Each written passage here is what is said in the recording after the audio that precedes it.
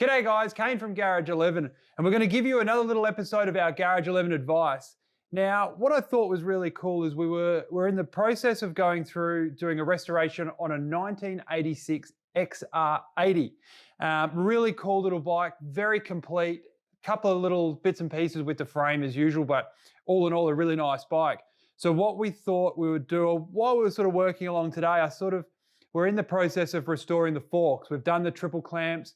So we thought, you know what, on to the forks. And it's interesting when you look at some of the different elements that these bikes give you and the manufacturer gives you from new.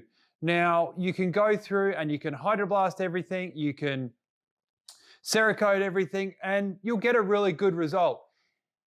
It's a little bit more about looking a little deeper at the part and seeing what actually went into making it. Because every different form of manufacturing will give you a slightly different or sometimes a very different result finish-wise.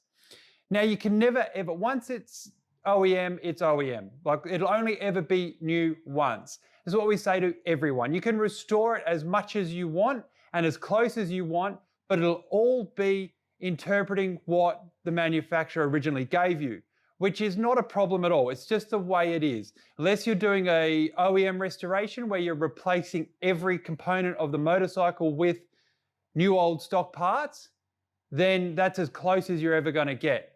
But what you can do is as you're going through, you can look a little closely, and as you're going through the initial clean process in your parts wash or however you pre-clean your parts before you start the restoration process, really start to take note and have a look of what's there.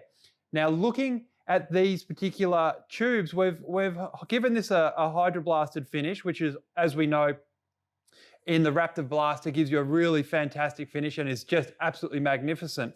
But as we were going through cleaning these up, you could start to see that there was post-machining where Honda have made them.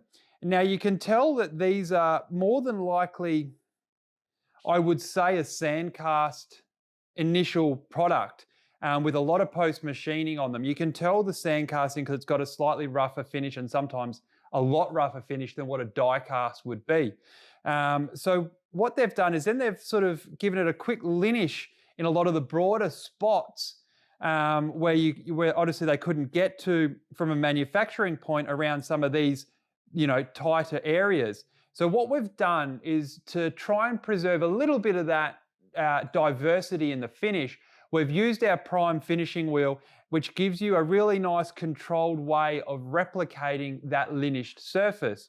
Now, it doesn't stand out completely, it doesn't overly jump out at you, but when you look at those closer, finer details in the restoration, it definitely does add that little bit more to it, if that makes sense. Now, to look at it from afar, it would all look uniform.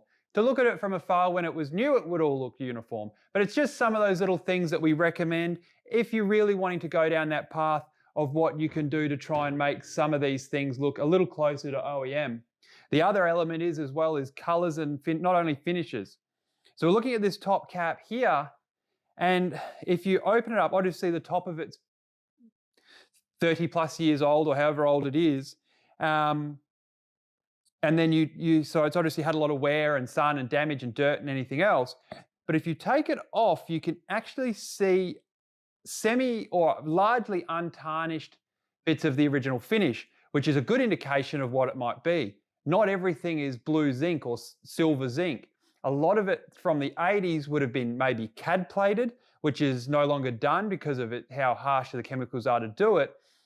But you can reproduce CAD plating with a very light gold passivate. You leave it in the gold passivate for a very short amount of time, almost flashing it gold, and it gives you a very pale yellow finish, which is very close to what CAD or cadmium plating would have been. So that's what you do as you go through. So now we'll refinish these. These look like they probably would have been CAD plated looking at them. So we're going to try and run that process. They may have even been a little bit more silver. We're going to have to wash them and have a look. But that's our little bit of advice, our tech tip for today on what we're doing when you're going through a restoration. Always look at the finer details. Always try and get the best results you can. and have a look and just think, how was it made and what would be the closest finish I might have in my workshop or my garage that would give that end result. Like I said, it's not overly standout, but it's the little things that we try and do to make each restoration a little bit better. All right, guys, thank you very much. Thanks for listening. That's our little bit of advice. Hope you enjoyed it. If you've got anything else you want to know about, don't feel free to leave some comments for us. Like, share, subscribe, all that stuff. But thank you very much. Have a great day.